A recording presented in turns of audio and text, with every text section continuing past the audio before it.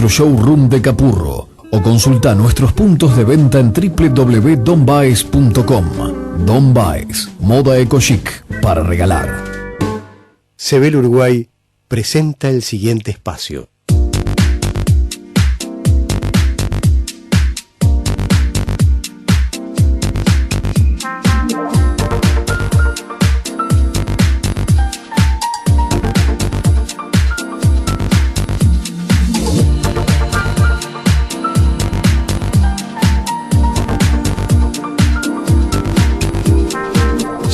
Lo anunciábamos en el comienzo de nuestro programa. Hoy tenemos el privilegio de estar recibiendo al ganador del premio Planeta Casa América 2012, al mexicano Jorge Volpi, el premio Iberoamericano de Narrativa. La obra por la cual ha sido premiado es La Tejedora de Sombras. Los premios, pese a su juventud, estamos hablando de términos de juventud literaria, ¿verdad?, no son desconocidos para Jorge Volpi, que ya había logrado en el pasado algunos reconocimientos de gran importancia, como el premio Seix Barral, que es uno de los premios que tiene más tradición en la literatura iberoamericana. Por allí anduvieron grandes nombres de nuestro continente obteniendo ese premio.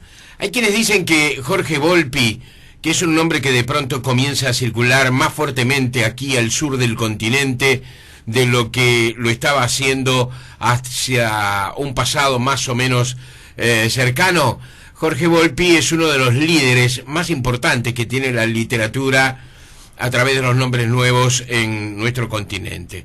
Esto puede ruborizar al autor, al creador, que es un mexicano que ha escrito La paz de los sepulcros, El temperamento melancólico, En busca de Clinsor, que fue la novela ganadora del premio Seix Barral. Tiene otros libros en una serie de volúmenes que muchos de ellos todavía no han llegado a nuestro país. Tiene también un trabajo interesantísimo que ayer logré obtener allí en la librería DVD, que es Mentiras Contagiosas, un libro que me resultó realmente sumamente interesante. Por supuesto, vamos a hablar de La Tejedora de Sombras. Antes que nada, la bienvenida a un mexicano y decirle que está en casa. ¿Qué tal, Volpi? Buen día. Buen día, muchas gracias por la invitación. ¿Hay algo de distinto en esta corriente de escritores latinoamericanos, de la ya antigua corriente de escritores latinoamericanos que dieron allá por la década del 60, la segunda mitad de la década del 60, algo así como notoriedad a las letras de nuestro continente? Pues sí, bueno, yo creo que la gran diferencia es que estos escritores de los años 60, lo que se llamó el boom, y los escritores un poco aledaños o predecesores del boom, se han convertido en nuestros clásicos vivos. Figuras como Mario Vargas Llosa o Gabriel García Márquez o Carlos Fuentes son esa especie de clásicos que están vivos y que los hace muy peculiares en la literatura de una región. Otros países, sus clásicos como Shakespeare o Goethe o Cervantes han muerto hace muchos años. Entonces nuestra relación con ellos pues es sobre todo de esa admiración reverente hacia los maestros fundadores de una tradición. La gran diferencia pues está también en la época y en el momento. Ellos, por un lado, escenificaron este despuntar de la literatura latinoamericana, pero en una época donde el compromiso político era muy fuerte, sobre todo en ese momento hacia la izquierda y hacia la Revolución Cubana, y en donde el realismo mágico creado por Gabriel García Márquez se convirtió un poco en una imagen de toda América Latina. Los escritores más jóvenes, nacidos a partir de los años 60, como es mi caso, pero también ya los nacidos en los 70, incluso en los 80, ofrecen una enorme cantidad de propuestas distintas. Ya no hay una sola manera de entender la literatura latinoamericana, sino que conviven todas al mismo tiempo. Volpi, en ese sentido, el realismo mágico o lo real maravilloso, como le llamaba Carpentier, ¿no?, ha sido sustituido por una visión más materialista, a ver si me hago entender, más realista de la realidad que vivimos, con menos magia? Pues en algún sentido sí. Lo que predomina en la literatura latinoamericana actual, como en la de casi todo el mundo, es el realismo. Pero eso no quiere decir que no haya también unos cuantos escritores que siguen practicando literatura fantástica. Ya no en el sentido, digamos, del realismo mágico, que quizá ahí ya terminó por agotar su camino, pero sí en términos no estrictamente realistas, aunque que prevalece ciertamente es el realismo. Claro.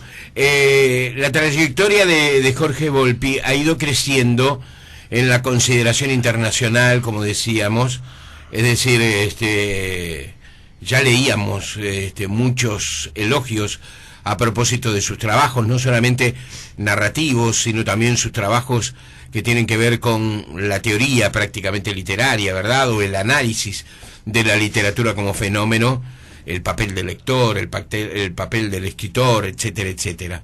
Esos elogios coinciden con una generación que, según él expresa, vive una realidad distinta a aquel fenómeno del boom latinoamericano.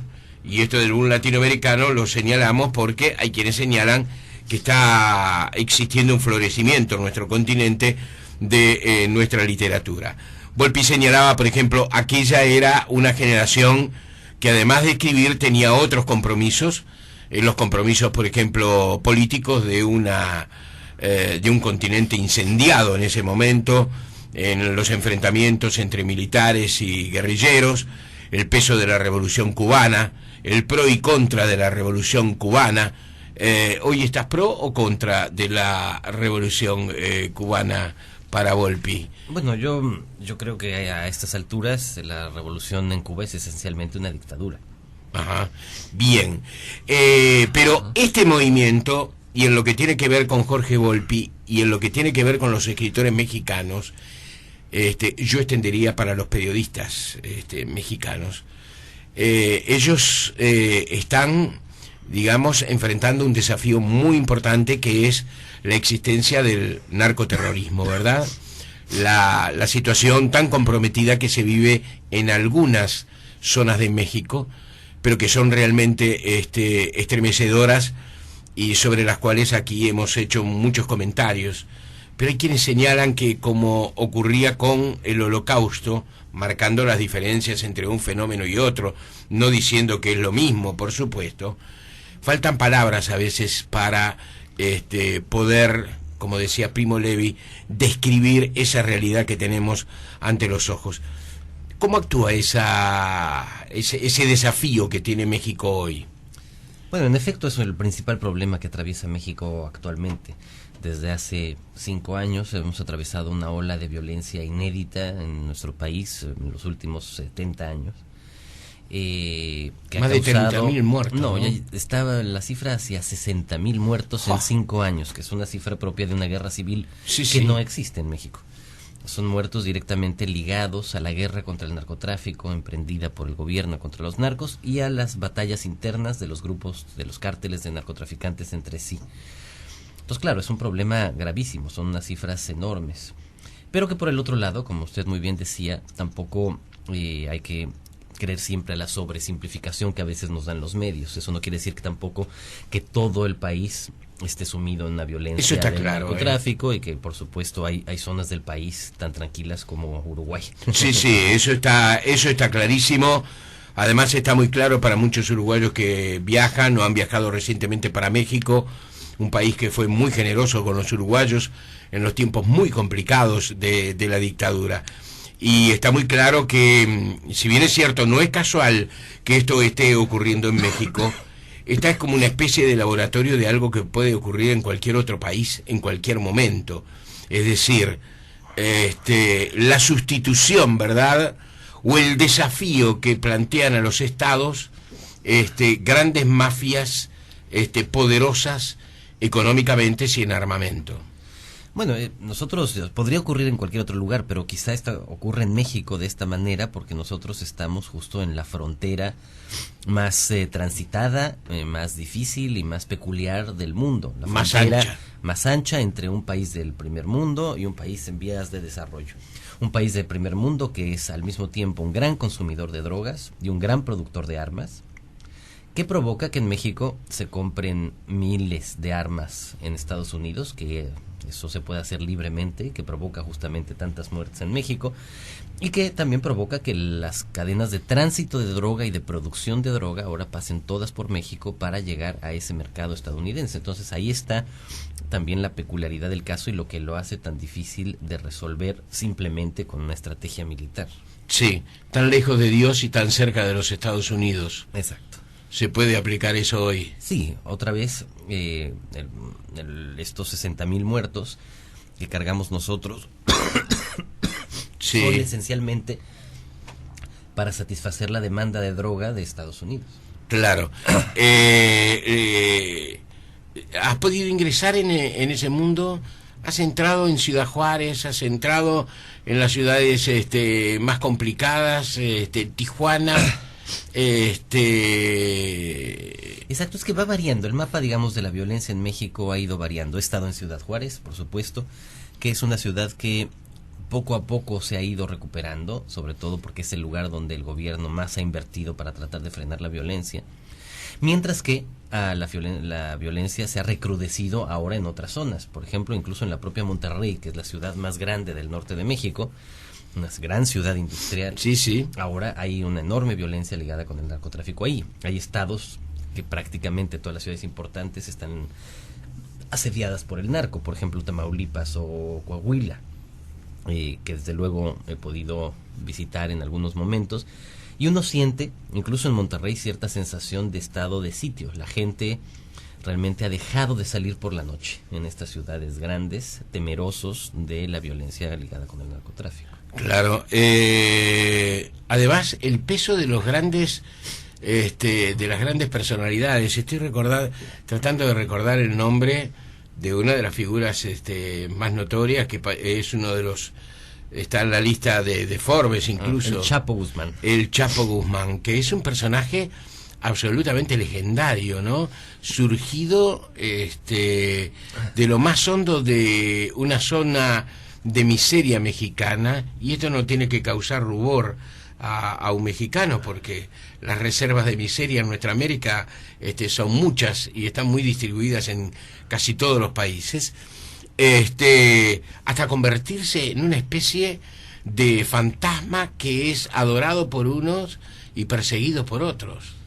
Pues sí, es que quizá el principal problema que tenemos no es el narcotráfico, sino la desigualdad en nuestras sociedades, que justamente provoca que en México podamos tener al hombre más rico del mundo, de que tengamos una clase media y alta con unos ingresos espectaculares y al mismo tiempo una población sumida en la miseria, efectivamente, que provoca justamente que tantos de estos jóvenes terminen vinculados con el narco, y por eso la única estrategia posible para atacarlo tendría que ser una estrategia social y educativa para frenar este fenómeno. Y el Chapo, bueno, se convirtió en esta figura que fue escalando los peldaños del narcotráfico, que fue capturado durante la administración del presidente Fox y se escapó de una manera increíble de la cárcel en un coche de la lavandería, como en las películas, y que actualmente toda la gente en México de la zona de Durango y de Chihuahua dicen que se sabe dónde está el Chapo, y al mismo tiempo nadie sabe dónde está el Chapo. Señores, el libro es La tejedora de sombras. Su autor, Jorge Volpi, está en la mañana de Tiempo Presente. Es el Premio Iberoamericano de Narrativa Planeta Casamérica 2012. Una pausa y seguimos con él.